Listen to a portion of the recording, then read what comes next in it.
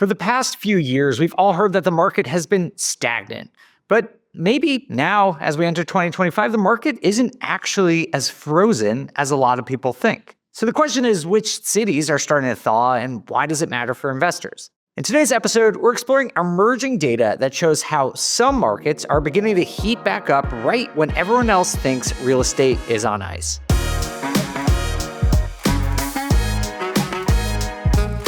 Hey everyone, welcome to On the Market. I'm Dave Meyer, and today we got a special episode talking about thawing markets where potentially there are better deals starting to come on the market.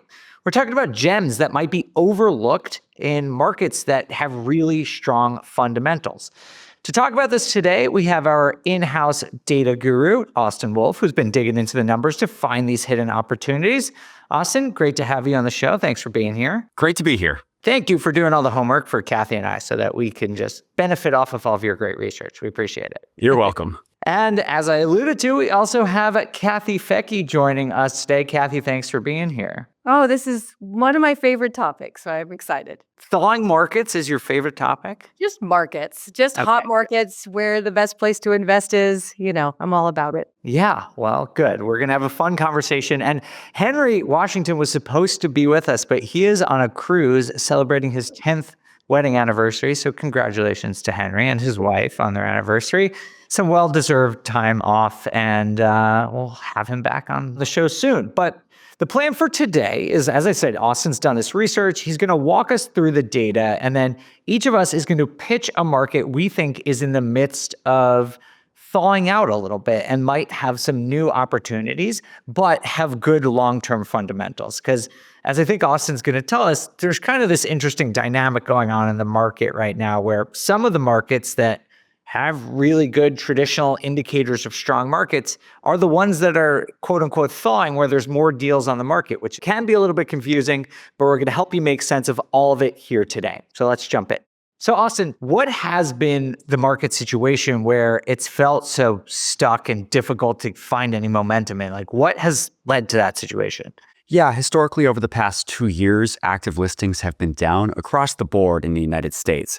But what's interesting is in November of 2024, which is the most recent data set that I have access to thanks to Realtor.com, active listings is actually the highest it's been since January of 2020, which is before the pandemic. So what I think that might mean is perhaps more buyers have started to overcome this sticker shock of the high prices and the high mortgage rates. And also that throughout time, people just have to move due to life events. So I think that this rising inventory signals that more people are ready to sell, and sellers most of the time are also buyers. So more people are ready to sell and then buy or sell and then move. So I think that activity is starting to heat back up again across the board. And of course, this can change from market to market, which we'll get into. But I think across the board, activity is up, which is generally a good thing for the economy and for investors as well. Well, just to be clear, when you say activity is up, do you mean sales activity or new listing activity? Sales activity is slightly up, but right now, active listings is really the indicator that I'm looking at, which can lead to higher sales, but not necessarily.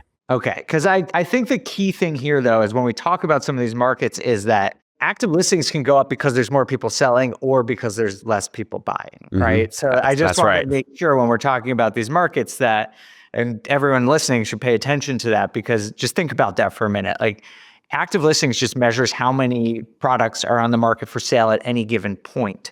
But you can get that by more people choosing to list, or you could have the same amount of people listing, but just less people are buying, so more things are staying on the market. So when we talk about thawing, I want to make sure that we draw these distinctions between like why things are thawing and what's really driving some of the behavior in each of these individual markets. Kathy, just before we get into some of the, methodology here of how we're going to analyze these things, just anecdotally in your personal experience as an investor, are you seeing any shift in the market? We actually saw a bit of a shift in the amount of time it takes to rent a property in two of what has been the hottest markets in North Dallas and in Palm Beach of Florida. It took about it might have been 4 months to rent our property out, but it was over the holidays and during an election, so there was a lot of uncertainty at that time. But that is surprising to me that in these areas that would just lease up just I don't know, 6 months ago or a year ago so quickly that it took a little bit longer. So I don't know what that's about. Maybe there's just more inventory that needs to be absorbed in these areas, but that surprised me a little bit. That raises a good point because so far we've been talking about inventory as it refers to homes for sale, but also inventory in terms of rentals is also hugely important here. So that's a good segue, Austin. When you did this analysis and did sort of looked into the data, what were you looking at? What were the variables that you look for when you're trying to find a market that may be loosening up a little bit so that there's more deals that for investors to seriously consider? Yeah, what I'm specifically looking at is days on market. That's number one. Number two, these listing sites that offer this data, Zillow, Redfin, Realtor.com, they also have this other metric, which I find very interesting. It's essentially average page views per property in a given market. So, for example, there's a small market on here called Oshkosh, Wisconsin, and they don't have a lot of properties for sale relative to Dallas, for example. But more people are viewing properties for sale in this smaller market relative to the amount of properties for sale in the market than they are in Dallas. So one way you can think about that is, okay, the amount of people that are interested in buying the property versus the amount of properties for sale. That's another way that these listing sites measure demand for a given market. So again, just to wrap that up, I use days on market as well as Realtor.com's demand score, which is average page views per property, just to measure demand across all the markets in the United States. Yeah, it's something that I've actually seen just monitoring a couple markets right now that we're starting to see days on market go up in a bunch of different places. And personally, I actually have been noticing it mostly for 2 to 4 units, which feels like the first time in a really long time where I've been able to see 2 to 4 units and think about it for more than like a minute. Whereas single family homes, at least in the markets I'm looking at, are still extremely hot right now. I don't know, Kathy, if that's something you've observed as well. That might just be in the markets I'm in. Yeah, I mean, it's always changing, right? I mean, right now I'm in Los Angeles County and we're going to see a big change, right? And days on market. It was a little bit slow. And I think that's going to change overnight because 14,000 people are now going to be looking for a place to live. So things are always changing, always in flux. It's so important to have boots on the street to understand really what is going on. I know when I started investing, I would look at the hot markets list and be like, ooh, I want to go there. I want to invest in the hottest market in the US. And while I still do, we need to look at what hot means to us as investors. Yeah. Right? So if you're looking at the hottest market where sales are happening the fastest, well, that's a great place to be a real estate agent, right? You're going to have lots of activity. Might be a great place to be a wholesaler or a flipper. Might not be the best place to be a buyer, right? Because you're going to have lots of competition. You also don't want to be in a market where nothing's selling, right? That's really not great for anyone.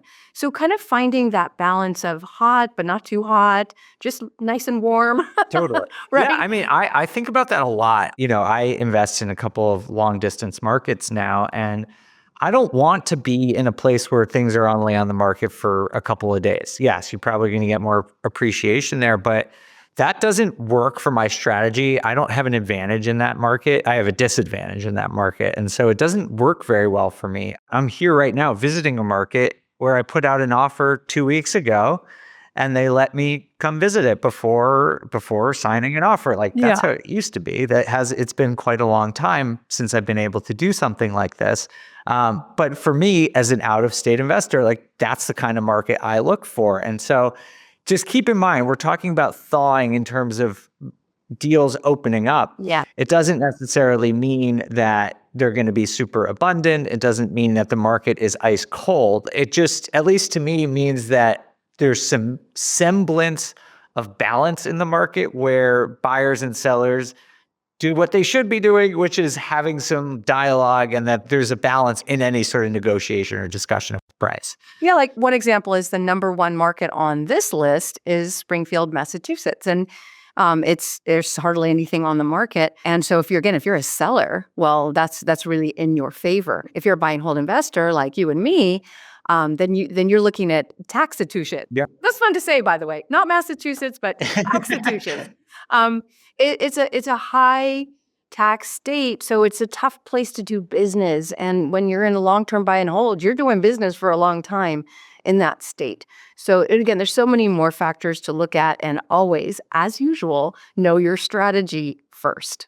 Well, yeah, that's sort of why I wanted to make this episode. I think it's such a smart concept that Austin came up with here, is because the cool part of what's happening in the market is that some of these markets, I mentioned this a little earlier, but some of these markets that are quote unquote thawing are really good buy and hold markets. And to me, this creates this really interesting opportunity because I can now have leverage in conversations. I can be more patient as a buyer, but I still have a lot of confidence in some of these markets to be growing 3 years from now, 5 years from now, 10 years from now.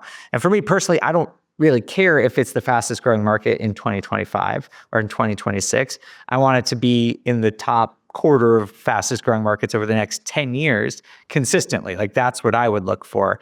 And it feels like even though things are expensive and financing costs are high, that there's more deals in those types of markets right now than there was a year ago, and that gets me fired up. So Austin, if you think sort of similar to my premise, like that in a market that is more of a buyer's market, which means prices might not go up immediately, that I personally think that those offer some opportunities right now. Like how would you go about measuring that? Two things. Number one, I would measure days on market.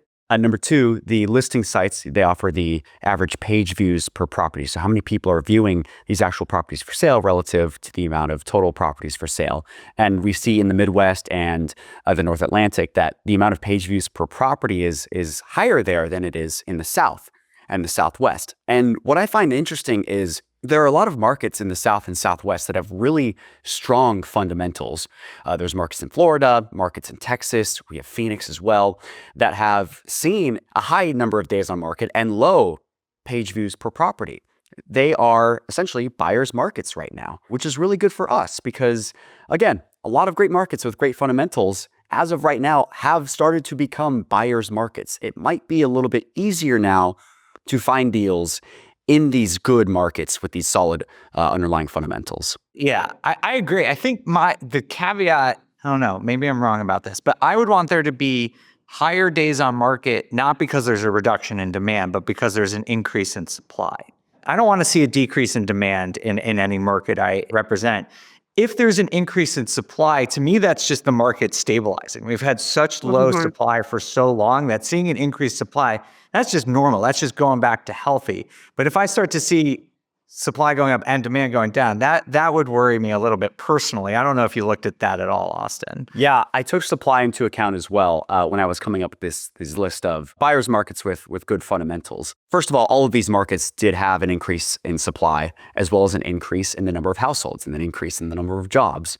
And so we have those good underlying fundamentals there. I also wanted to make sure that supply wasn't outpacing demand either, which there could be an argument made that actually might be a good thing for investors, maybe, but I didn't think so because if supply starts to outpace demand, it might be a while until you see your property appreciate. So this ruled out Austin, Texas for me as far as this analysis went, just because the growth of supply is outpacing the growth of demand. So that sort of took Austin off the board. But we have places like Nashville and Dallas on this list that are right now buyers markets, but still have really strong household growth at the moment. So those might also be good picks for you as well, if you're looking to invest in those kinds of premier, good fundamental markets. At my company, at Real Wealth, we have sort of our finger on the pulse of what investors are doing, as does BiggerPockets, right? You get feedback on what people are doing. And we get so much feedback. And the number one city where people still have been buying is Dallas. And I say that every time, and it's, I'm sure, getting very boring. But, it's just got those fundamentals, right? Where we know that there's strong job growth. We know that there's strong population growth. But as Dave said, there's been a lot of new supply coming online to try to keep up with all of that.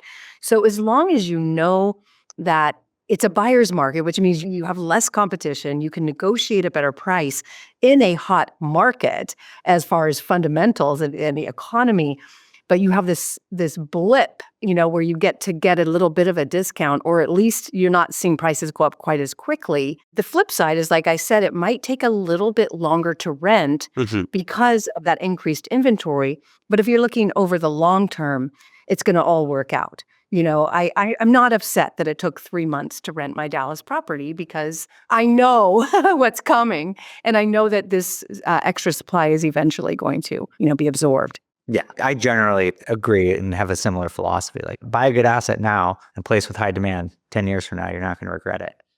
We are going to dive into which markets are heating up right after the break, so don't go anywhere.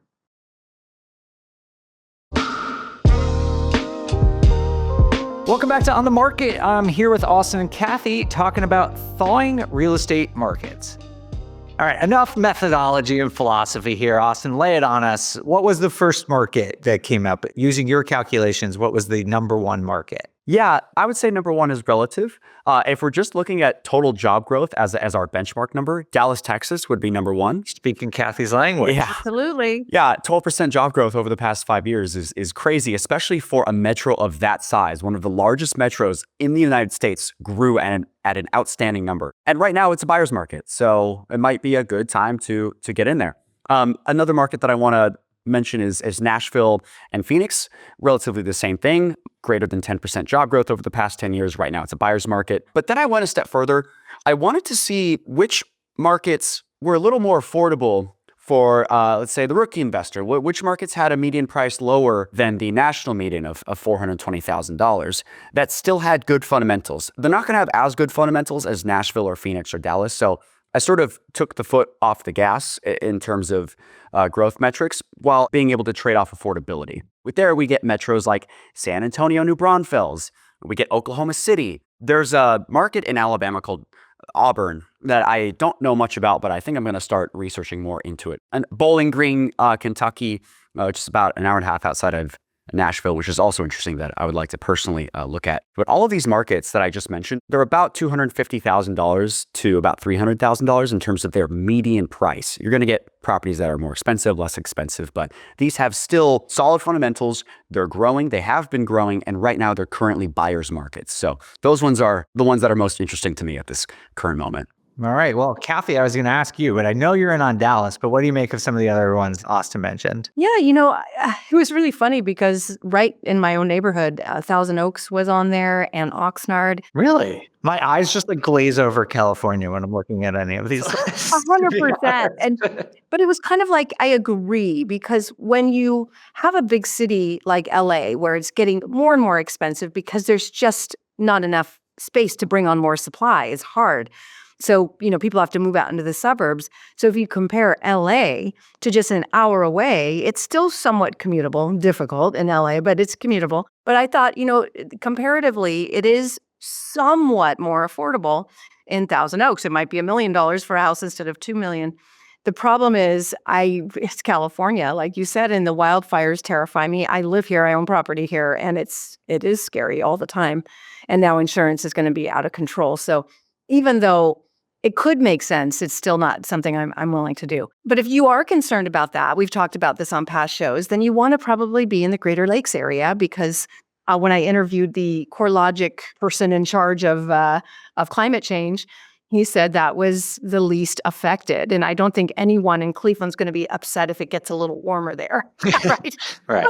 I'm in the Midwest right now. It was literally 1 degree this morning when I was walking around. We could use another degree up here. I'm not to make light of the situation, but yeah, I get what you mean. So there was another city on here that we just reviewed, just vetted. It went through a really, really tough vetting process, and it was Fort Wayne, Indiana, because it's just outside of Indianapolis. It's close to Michigan. There's not been a lot of builders coming in to bring in supply, but there is demand. And so we are working with a builder there who's, it's going to be hard to buy existing because there's not enough there. But if you could work with a builder who could bring on new supply, then it's an opportunity. So we've just looked at that city, and I was happy to see it was on this list. I was researching Fort Wayne myself like 3 weeks ago. It's a good market. Yeah. There's a lot of fundamentals there. Yeah. Well, what are you going to do? Build to rent? Yeah, it's a build to rent. That's kind of been our model in some of these areas where there aren't other builders. And like I said, it's some of these Midwest towns, we have bought so many older homes and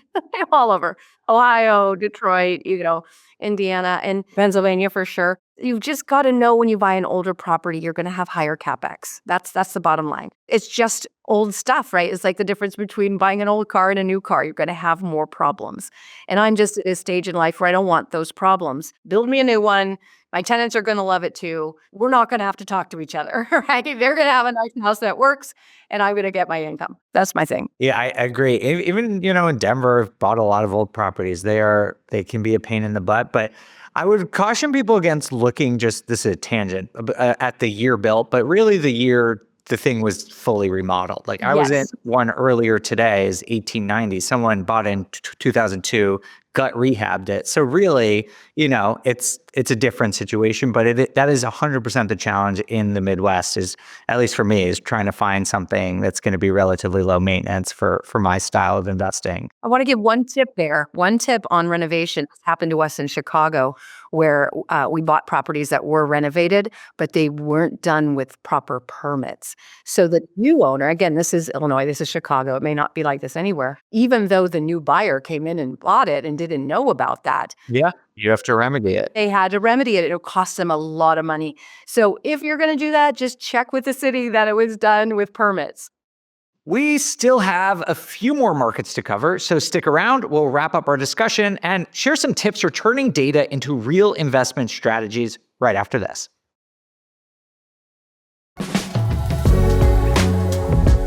Welcome back to On the Market. Let's jump back in. I'll throw out one that the days on market has gone up quite a lot over the last year, 15 days. So it's now up to 64 days on market, which feels so ridiculous because that's a totally normal amount of time for something to be on market, but not in the last 5 years. But 64 days on market on Austin's ranking of hotness, it's towards the bottom. So this is if you were just scrolling through the list, you'd come to the city that I think has almost everything going for it. I don't know if you guys have looked here, but Savannah, Georgia, I think is one of the strongest fundamentals markets out there. The median home price is $343,000. It's a great price in a city that I've never actually been, but from what I hear is an excellent quality of life, is a really cool place. You look at some of the stuff the rent to price ratio is nearly 0.6, which in today's day and age is a reasonable probability of getting cash flow. You look at the job growth, it's solid. You look at household formation, it's above 12%. The unemployment rate is 3%. There's so much good fundamentals in this market. And, I have a lot of fear about Florida and the Gulf Coast. And although Savannah does have some hurricane risk, it's not in the Gulf, which to me is where we're seeing the most risk. It's not right as close to some of those high-risk weather and climate areas. So I really like Savannah. I've always been interested in the market, and seeing it sort of fall down in terms of quote-unquote hotness to now where you have some ability to negotiate gets me genuinely interested in a market like that. Oh, yeah. I think we have a new team now in that market. Again, it's the same thing I just said. You've got a city like Atlanta that 20 years ago, that was a cash flow market. That was cheap. You were buying properties there for $100,000 in the city or less, during the downturn, it was $30,000 properties. And now it's expensive. So, people move out. They move out into the suburbs when cities get too expensive. So looking around these big cities and into, within 20 minutes from work is usually the best, but people are willing to be 30, 40 miles out now for affordability, especially if they don't have to go into the office every day. If it's 3 or 4 days a week, they could do the commute. All right, so those are just a few of the cities that we've picked out of this list. We will put this in the BiggerPockets resource hub. So if you want to check out the list that Austin's put together, go to biggerpockets.com/resources, and we'll make sure that that's up there for you, or we'll put a link in the show description below. But before we go, Kathy, let me just ask you, in these types of markets, what's the move? You talked a little bit about new construction, that's one strategy. But in these other markets that good long-term fundamentals, maybe better ability to find deals right now, what do you advise investors to look for other than build to rent or new construction? Well, again, if you're buying an older home or an existing home, you just have to make sure that you understand the age of everything in that home and plan for it.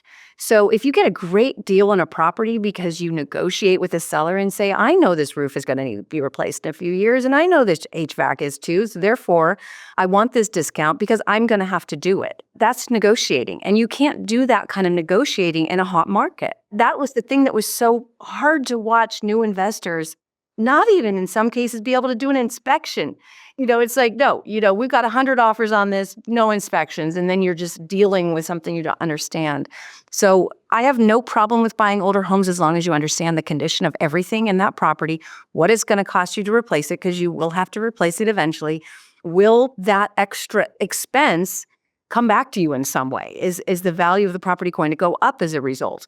Is the area going up in value? And if not, don't do it. You find out you've got $50,000 worth of capital expenses coming in the next 5 years, and this is not an appreciating market, and you're paying, you're not getting enough discount. That's not a good deal.